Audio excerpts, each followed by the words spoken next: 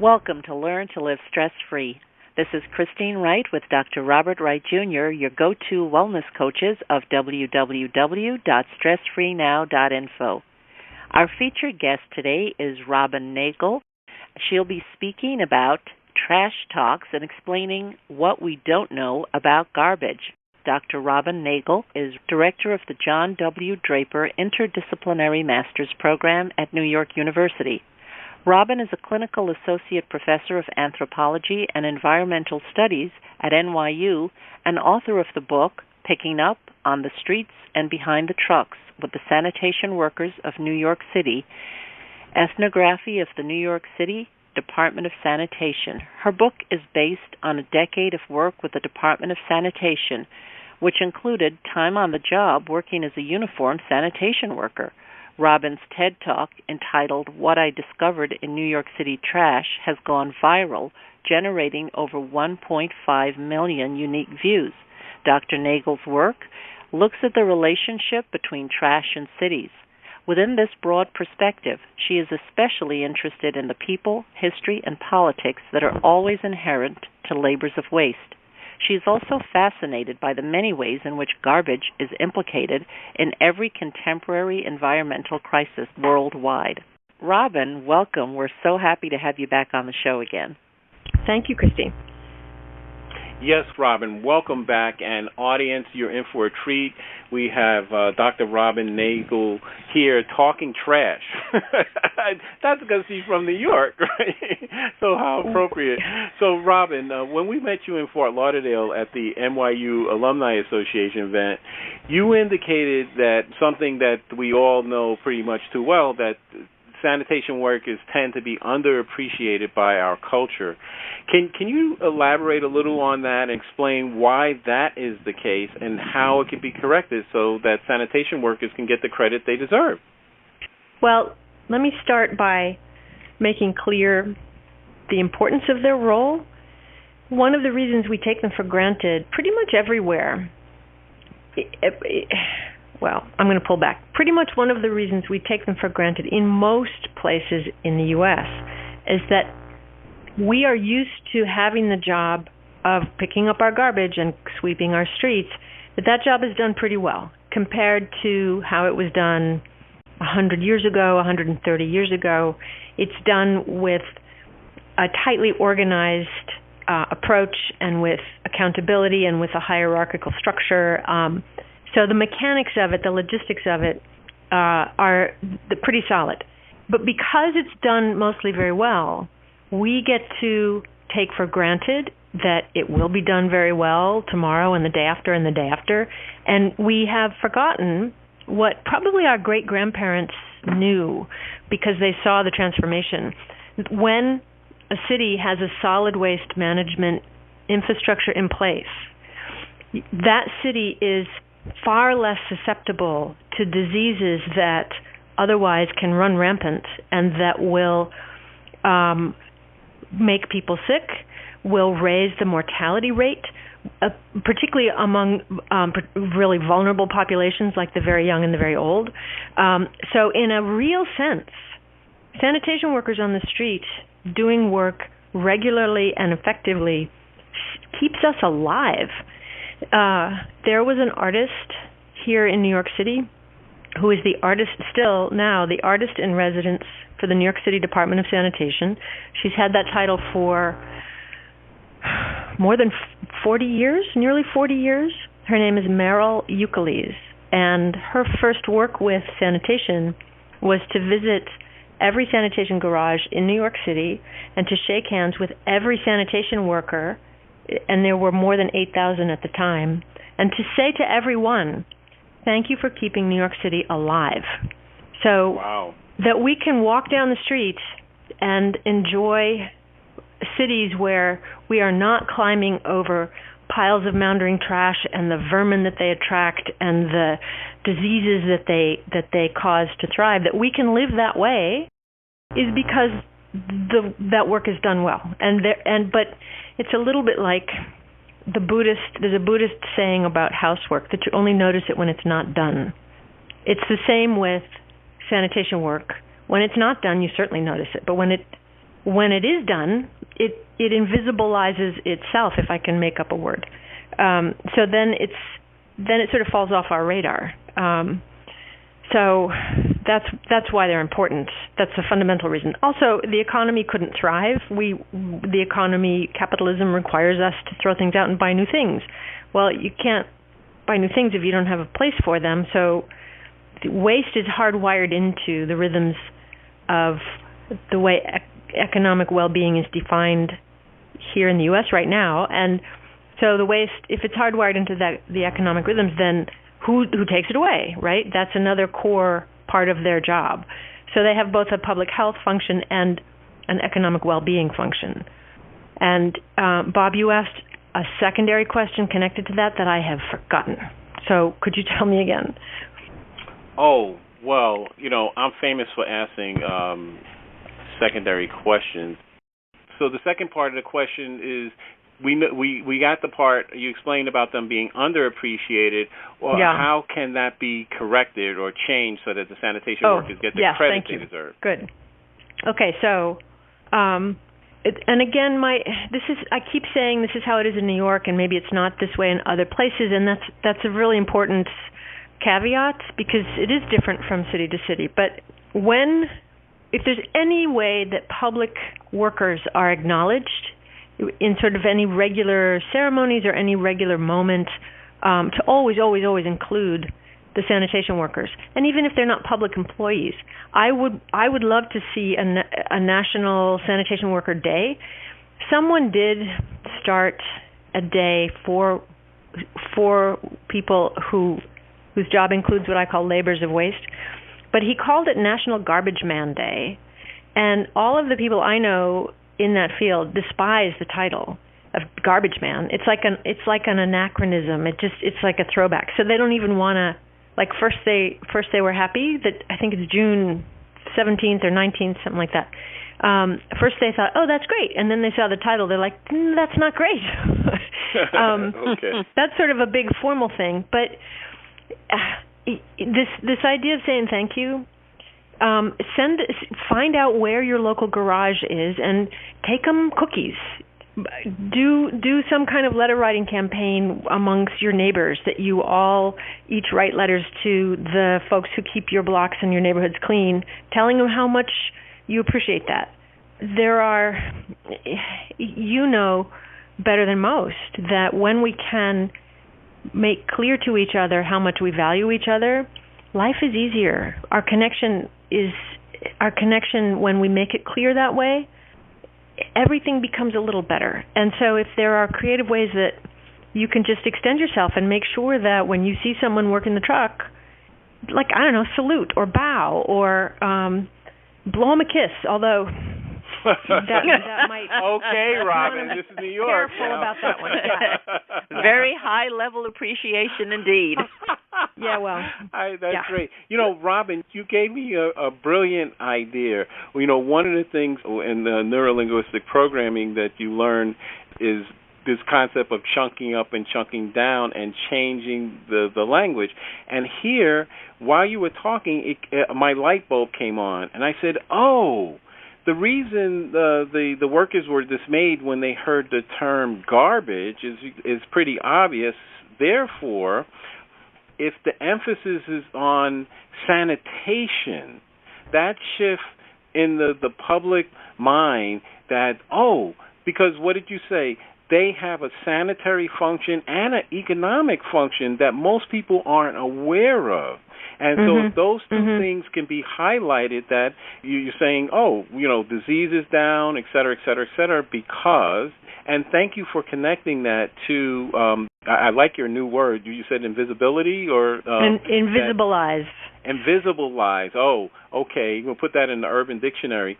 And, there you go. And so part of that is what many people are starting to see, like the role of the mother or whoever serves the key nurturing role.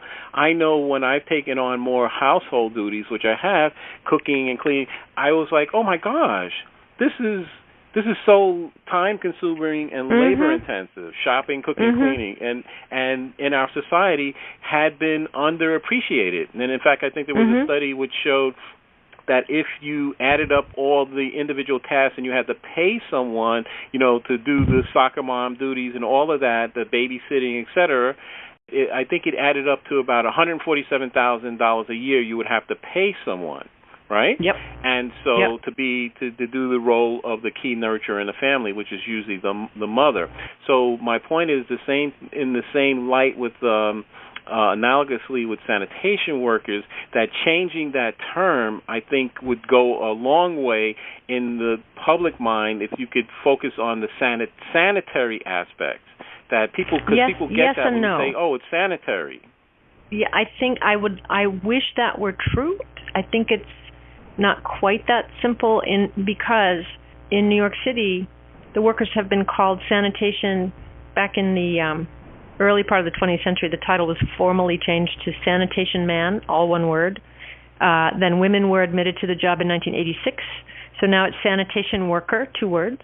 But the status that goes with the job, as just the general public accords the status to people working in the job, has not changed. So that we call them sanitation worker instead of garbage man that's not quite enough. And in fact, this reminds me of an earlier part of your question. There's an old, almost, I'm not going to say it's a universal human tendency, but we associate people with their work sometimes in a way that is like a form of contagion. So if you're working with something that we generally have decided is smelly and unpleasant, and it's a category of stuff we just don't want to have to deal with, but that's your job, or that's my job, then we are tainted by extension. So I'm dealing with garbage all day. Well, I probably don't smell very good, and I probably am not myself a very clean person, and this is like an extension of all these assumptions about trash.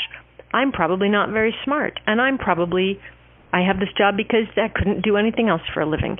All of those assumptions are absolutely untrue, but our attitude towards people who do this work can fall into this assumption about the nature of the material at the heart of the work, and then by extension the nature of the person doing the work. And that's heartbreaking, and it's a very old assumption.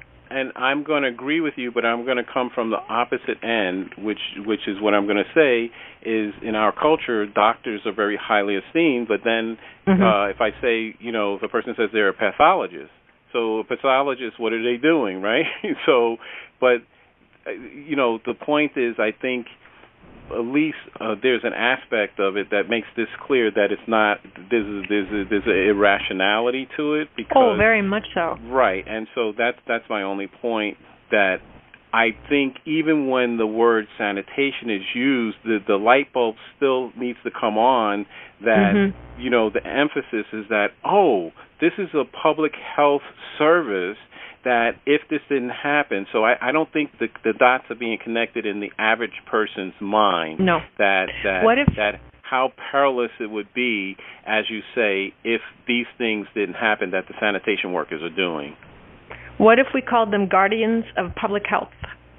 And so you become a guardian, and like Guardians of the Galaxy, Wow. I mean, that would probably work much better. Listening to you and Bob, it just brings to mind so much in my next question. When we saw your presentation here in Fort Lauderdale, and you talked about the sanitation as a uniformed workforce, when they became a uniformed workforce, you think of people in uniform as someone you hold in esteem. And certainly the sanitation department's much more recognizable in a uniform. But as you said, if you say that they're guardians, that may help. That history, Robin, I thought was so intriguing, that how the sanitation force came about and how they came to be a uniform workforce. Could you share a little of that with us? Sure. By the late 19th century, New York City was pretty unlivable for all but the wealthiest people, because the filth and garbage and resulting diseases were it looked insurmountable. It looked like there was such a profound problem and so widespread the descriptions of having to walk the streets shin deep with muck of trash and mud and horse dung and discarded food, and all churned together by foot traffic and horse hooves and cart wheels and rain and snow. For a contemporary New Yorker, actually for anybody in the modern age, it's very difficult to imagine the extent of just how dirty the city was. So there were a whole lot of reasons for that. The biggest one was the depth of political corruption that ruled the city and had ruled the city for decades, so that the money set aside for street cleaning found its way into the pockets of corrupt politicians. So in part because of a scandal that was too big to ignore, the corrupt politicians were voted out of office in 1894, the election at the end of that year, and the new mayor wanted literally to clean up his city, both from corruption and from the streets.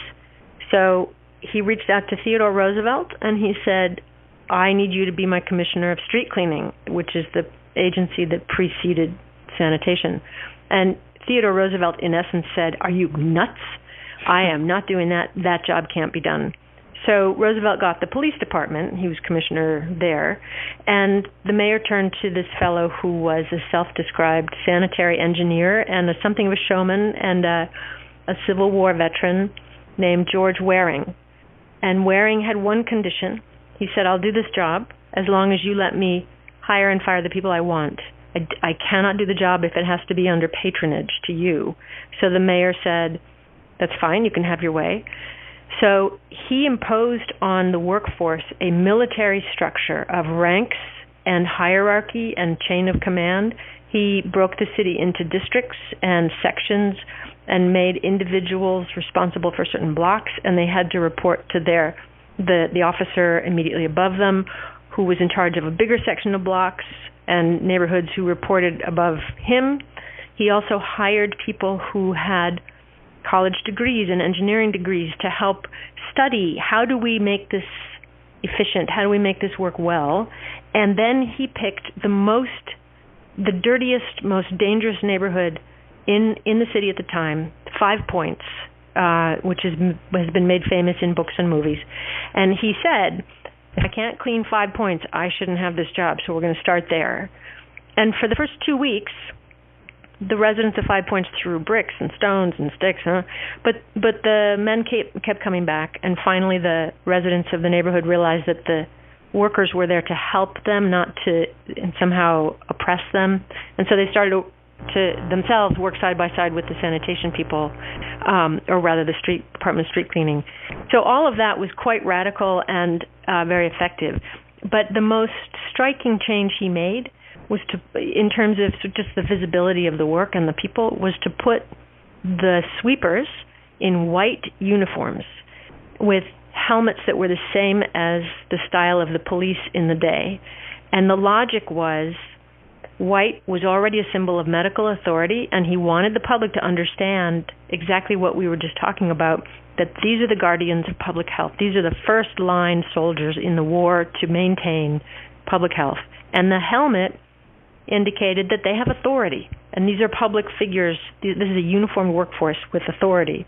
And then the other reason to put them in white, which I like to say when I give talks, is that it's really hard to sneak off to the pub for a pint when you are dressed in a blazing white uniform. That's right. We're gonna see you from a distance. Right, indeed. And in fact, if you look at photographs of New York City during this era, you often see them in the background. There's a TV show called The Nick about a fictitious hospital here in New York in 1900, and the creators of that show, have been meticulous in their research on what was the city like in 1900. And in many scenes, you see the street sweepers in their white uniforms and helmets in the background. They were nicknamed the White Wings, and many other cities imitated this. For a few decades, there were sanitation people working the streets in white uniforms. There's a research project that has yet to be done, as far as I know, which is who washed uniforms. Talk about invisible labor. It was probably women who were somehow connected to the men, mothers or wives or sisters, for the most part. But I don't think anyone has looked into that. To me, that's an intriguing question, but I leave it to someone else to explore that. So, and then there were parades. This was during an era when the first Labor Day parade had happened in the 1800s, in the 1880s here in New York, and it was a consortium of laborers from a whole lot of different fields, different tradesmen and tradeswomen. But then different individual workers would have their own individual parades. So you would have chandlers and you'd have shoemakers and seamstresses. And Waring decided, well, I'm going to have a parade of my street cleaners. And initially the public thought this was crazy because street cleaners had been the enemy of the public good for so many decades. But then he has in fact, there's a beautiful clip of this that Thomas Edison filmed in 1903 of this parade. He has them marching down Fifth Avenue in their white uniforms, and behind them are the fellows who rode the horse, the carts. They're in brown, same style uniform, but in brown. And the press accounts of this parade are so lovely because initially everyone's scorning them, like, these guys, they're no good. They're just a bunch of lazy fools who've never done anything worthwhile for the city except, wait a minute, look at this. They're marching down a street that is so clean you could almost eat off of it, and we see curbstones and cobblestones and the lines of city streets for the first time in decades, and, oh yeah, these guys made that happen. We maybe shouldn't be shouting at them, we should be cheering them. And in fact, that's what happened. And I still kind of get shivers when I read this account of this very first parade. So it's a wonderful history, and the military structure helped instill pride, and it waxed and waned over the years. This sense of pride and how well the public receives them is certainly not what it was in Waring's time, because we mostly get the job done quite well. So the public has been able to forget what it used to be. I think that really is very much a part of it. It's something that is necessary, and because it's done well, we don't notice it. And again, in your presentation, you have that extraordinary slide, which was an artist's rendition, and as Bob mentioned before, when people saw this in the room, there was that gasp that he talked about. Oh my gosh, with the garbage, pouring out of the windows and on the street and every place, if it's not picked up, that this is an essential to our way of living today, that the garbage be picked up regularly. Mm-hmm. And for those who've experienced the times when it's not, what happens? Could you speak a little bit to that, Robin, just how important it is for this to be just a smooth flowing system? It gets back to some of the points that we've talked through a little bit about. If it doesn't flow, if it doesn't move, if it backs up, then the harm that is inherent in a large collection of trash becomes quite not just evident, but it's almost like I picture sort of like an evil plume coming off of the garbage and attacking us in our sleep. That's not what happens at all. I don't want people to think that's in fact the mechanics of it, but between the toxins that are in household waste and then the organic material that is a happy source of food for rats and in some places for raccoons and cats and dogs, and those, letting that be uncontrolled it becomes a danger very quickly. This is why sanitation work is never reactive in a regular way. You don't wait until it's a crisis. You stay in front of it so that if things go well, it never becomes a crisis. Then there's also the sense that when garbage is scattered and uncollected and unmanaged, there's something about the larger social structure that is, something's gone very wrong. And this becomes a source of kind of unease and, in fact, tremendous stress for people who have to live in that environment. If you're living somewhere that there's no regular trash pickup and there's no system of keeping the trash off the street, you can be pretty sure you're living in a place where nobody really cares about you as an individual or as a community. And that's a tough thing to live with. So that's another way in which regular trash pickup it suggests that the city or the town where you live is running in relatively good order, and where if it's picked up from your street, someone cares enough to make sure the place where you live is tended to in this fundamentally important way. Yes, and it does become that bit of an obstacle. It's temporary, but certainly in New York in the winter when it snows, and that's not a matter of fault, that's just a matter of nature, that the garbage will be backed up for a few days, and between the garbage and the snow, it's a little harder to move in the sidewalk, it's a little harder to park, and that's another service that sanitation provides that I think people, because they do it well, I think sometimes some people do become impatient because they expect this immediate result of something that takes a lot of work and logistics to run smoothly. Yes, exactly. Yes.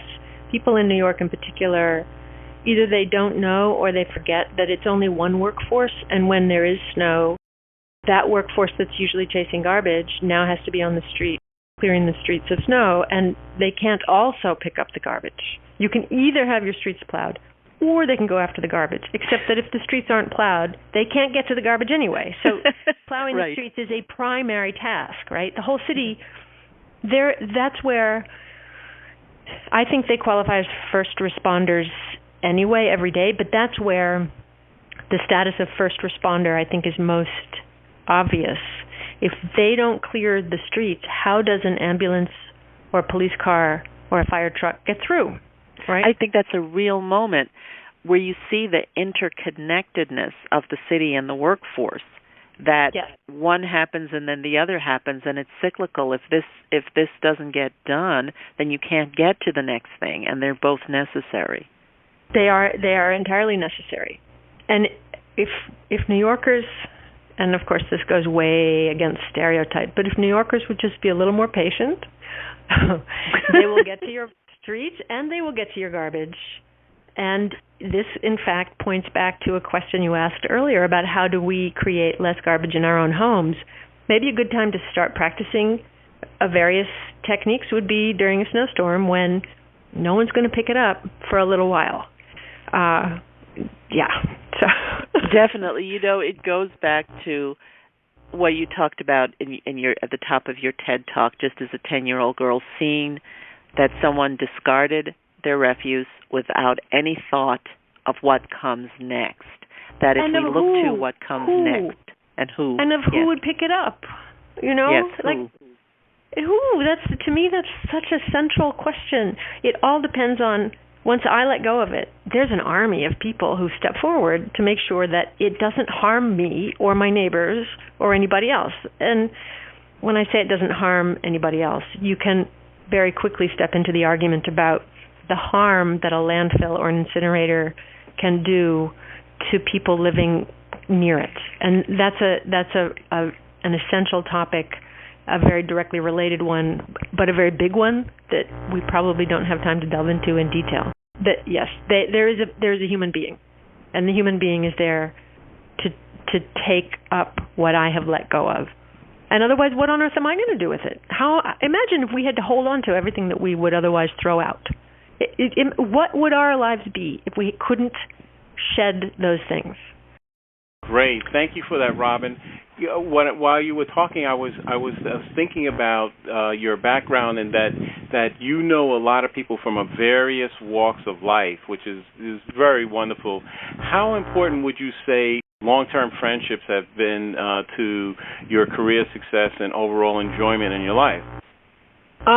That's such an interesting question. We only ask interesting questions on this show. I see that. Long-term friendships, as I've grown older, I have fewer really tight, close friends. But the ones I've had for a long, long time. Like one of my closest friends, we met in first grade. So, I don't know. That's like asking what would I do without my family. I don't really have a good answer to that. I've also made some friends. I mean, I've been connected to sanitation now for many years, and I have made some very, very strong friendships with some people on the job, and that's tremendously important for many reasons. One of them, a practical reason, is that no matter how long I'm affiliated with sanitation, I will never know the job as well as someone who's worked behind the truck or on the street for 20 years or more. And I always have questions, and there's always so much to learn. And I can ask a lot of different people, but the ones who are my tight friends, I can ask the questions that are probably that I would feel are a little bit embarrassing, like I should have figured this out already, or I don't understand this political relationship inside the bureaucracy. Why does X talk to Y in such a way, and why is person P acting this way to person Q? And so those sorts of, it's basically continuing ethnographic information that I'm trying to pull out of confusing situations. Thank you, Robin. We appreciate that. Audience, we'll be back in a moment to continue our conversation with Dr. Robin Nagle on Learn to Live Stress-Free. Hi, I'm Dr. Robert Wright, Jr., the Stress Relief Doctor, co-host of the Learn to Live Stress-Free podcast series. I'm an author, speaker, and stress management wellness coach. My published study is the first to show the connection between stress reduction, grief recovery, nitric oxide spiking, and the relaxation response. And my practical application of this knowledge helps you relieve the stresses of everyday life. I have the tools to dissolve your pain points quickly and effectively. Email me to find out how you can start to feel better now at stressfreenow.info/contact. That's stressfreenow.info/contact. Have you been procrastinating about completing an important project or pursuing a treasured dream? Christine Wright specializes in helping her coaching clients to lay out clear, elegant strategies. She shows you how to quickly build your confidence to uncover and eliminate your habitual patterns of resistance and self-sabotage. Christine helps you discover those meaningful insights that will get you to do what works so you can celebrate your successes. Go to stressfreenow.info/contact to let Christine know that you're ready to live your ideal life now. Again, that's stressfreenow.info/contact. Welcome back to Learn to Live Stress-Free. We're speaking with anthropologist Dr. Robin Nagle. Hi, Robin. We've been hearing about all the recent changes that have rapidly been taking place in New York City, especially during the past 5 years. What would you say is the biggest change you've seen in the city, and how has that change impacted the way trash is handled? We want to know because we were former snowbirds, and so we have a vested interest, and I know that people in our audience, because things that happen in New York affect what happened in other places too. Sure. Recycling has gotten more and more serious. There's a new facility in Brooklyn that has won awards for its architecture, and that has a very creatively structured visitor center, and that people can reach out and set up tours and see how the facility functions and see what happens to recyclables and what are some of the challenges with, you mentioned plastic bags before. Pulling plastic bags out of the waste stream is not going to do much in terms of the overall weight or volume of the trash, but plastic bags continue to be a real challenge for the mechanisms of recycling facilities. It's like throwing some kind of viscous fluid into the gears of a machine, and it literally gums up the works. So recycling has gotten a higher and higher profile, which is, I think, very important. There is a new sanitation garage that just opened recently. It's a combination of 3 different sanitation garages, and the building was built to LEED Gold standards. So it is an environmentally sensitive building itself, with feedback loops and gray water reuse and a green roof, and ways in which the temperature can be modulated on the interior by some of the structure on the exterior.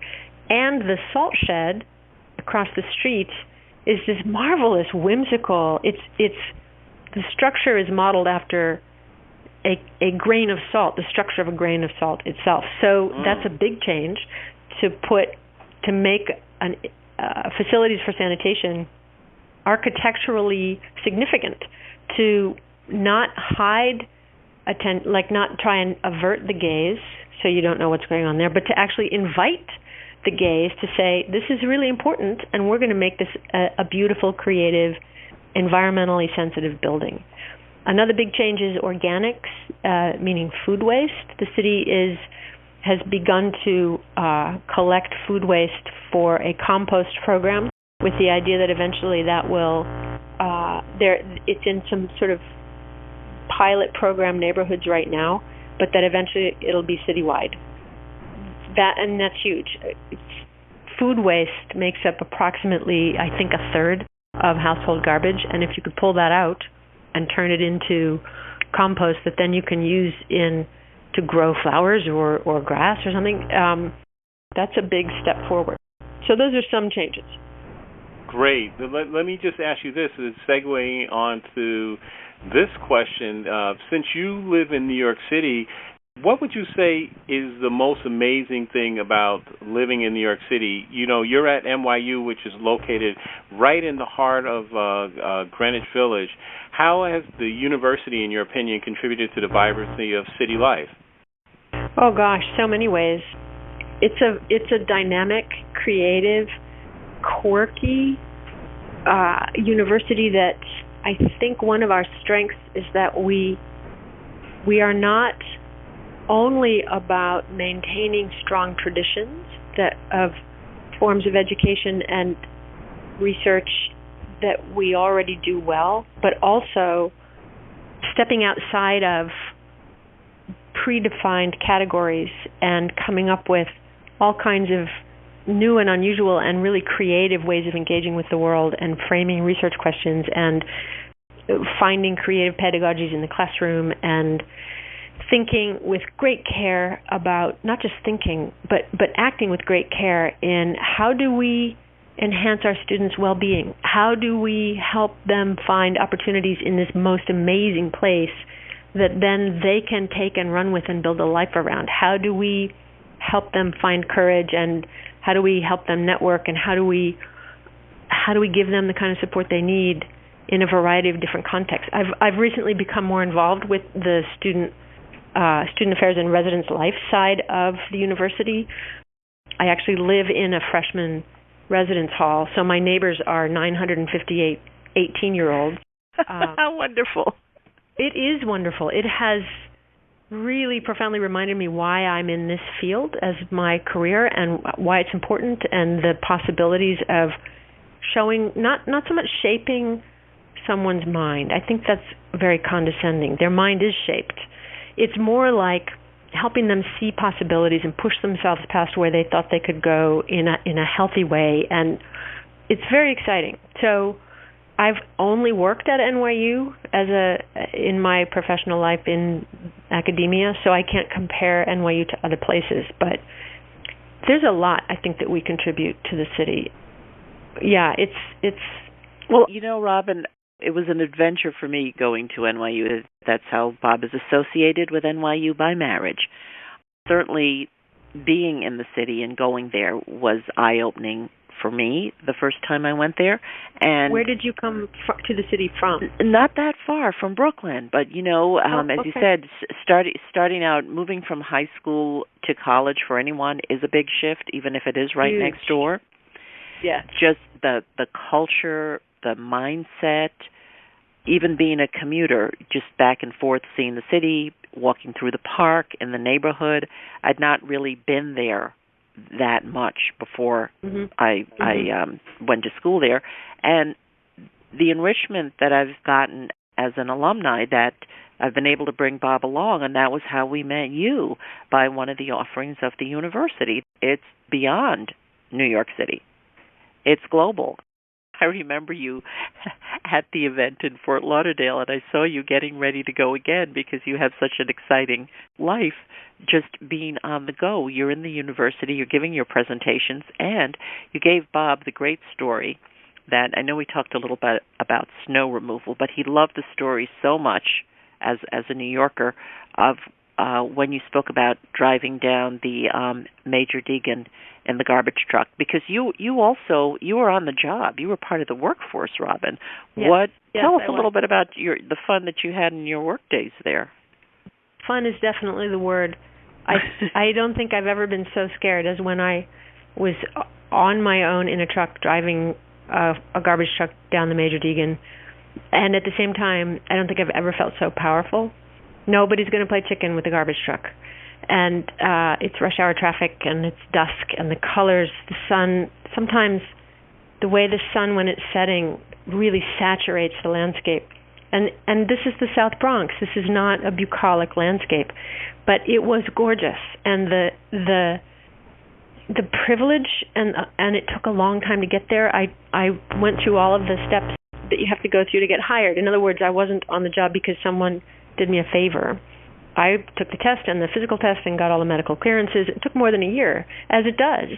And so I've arrived, and it does feel like it was a tremendous privilege to have this truck, and I'm the one driving it. And God, I was so proud. That's on my CV. It'll be on my CV always. But yes, I was a New York City sanitation worker. I think it's one of the highlights because I think there still are so few women behind the wheel of a truck. And this is true. There was a really thoughtful and creative celebration of Women's History Month that the United Sanitation Women's Organization put together. And one of I knew that there were not that many women on the job, but in fact it's something like 3%. Here we have a 3% statistic again. But of the 7,000 uniformed titles, fewer than 200 are women. And one of the questions of this event was, how can we help women understand that it's a good job, and yes, you can do it. It doesn't take Superman, bodybuilder, male strength. So that's a problem that has yet to be solved.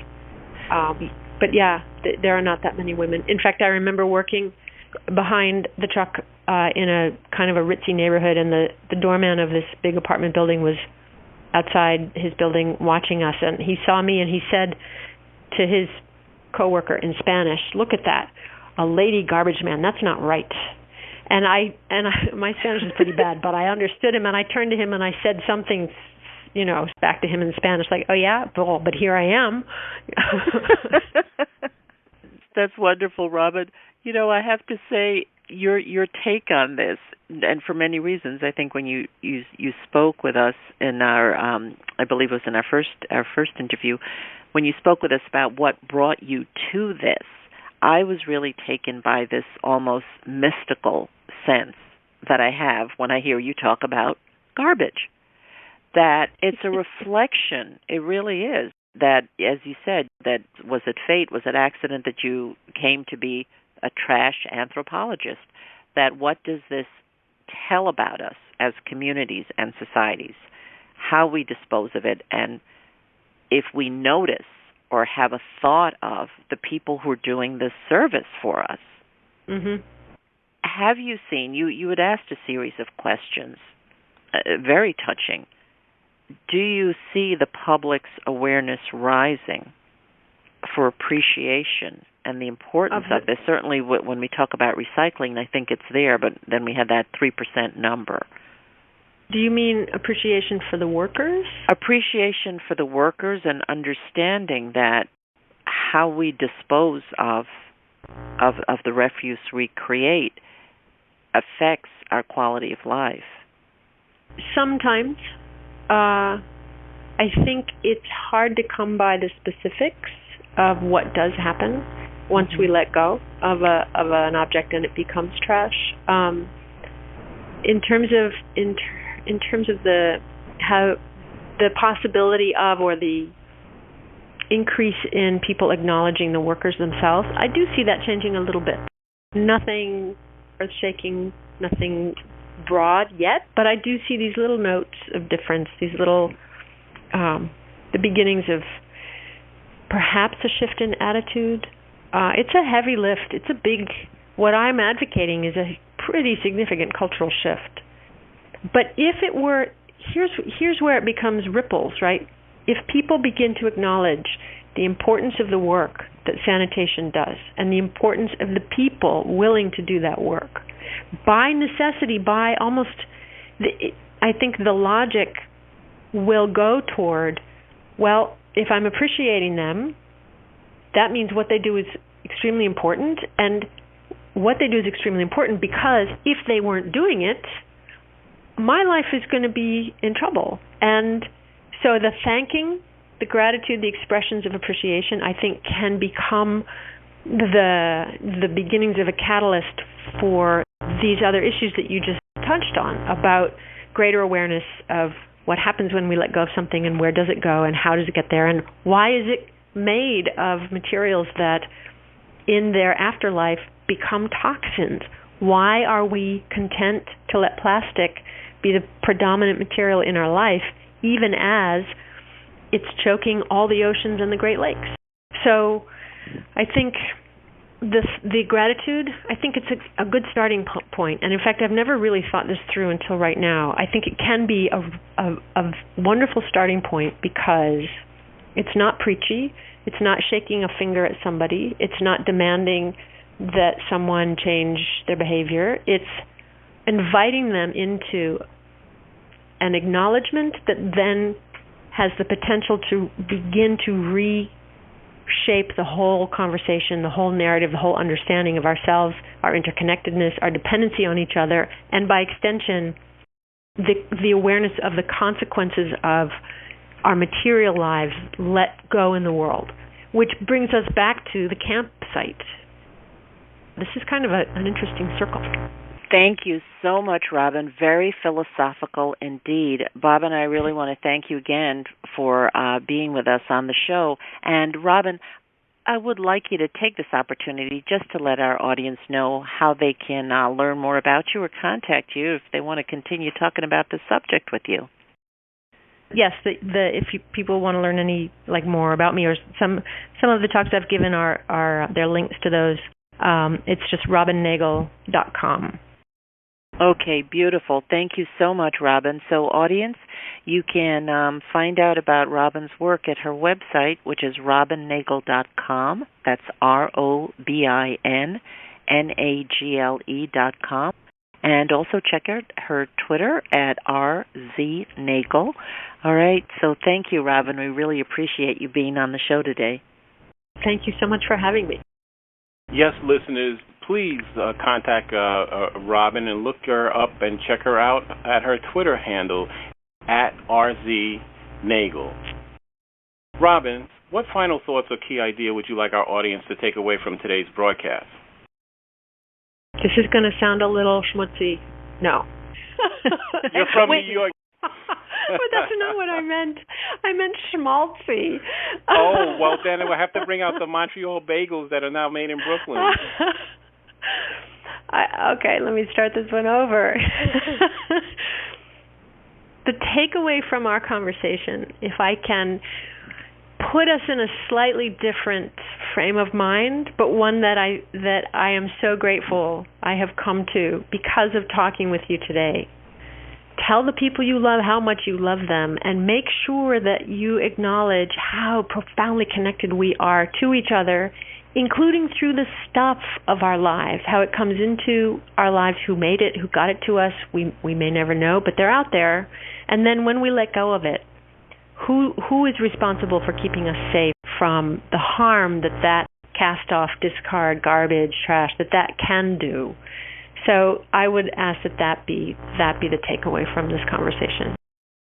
That is so beautiful, Robin, and the schmutzy, smaltzy, whatever you want to call it, we all like it, and sending out good vibes to everyone. That's a good way. That's a good close, and that syncs well with our theme and our motto and the way we like to live. So, audience, I want to thank you for listening today, and I want to thank you again, Robin, for being our featured guest, no matter where you are and whatever time zone you're in right now. And we have been surprised at how far away some people are listening. And so we appreciate your presence, and we really trust that you'll benefit in some way from the information that was delivered to you during today's show, especially the many unique things that Robin had to share with our audience today.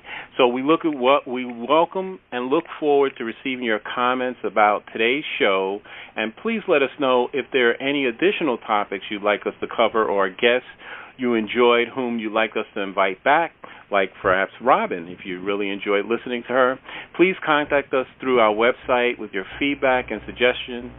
Remember, listeners, if you'd like to get the same benefits our coaching clients get with us, including learning how you can get more results in your day and easy ways to dissolve your chronic pain, stress, and anxiety, then give us a call at 954-900-2179. That's 954-900-2179. Mention that you heard our Stress Free Now podcast show, and you'll receive a free gift from us. Call today to schedule your appointment. For Christine Wright, this is Dr. Robert Wright, Jr. of www.stressfreenow.info. Until next time, be safe and be well.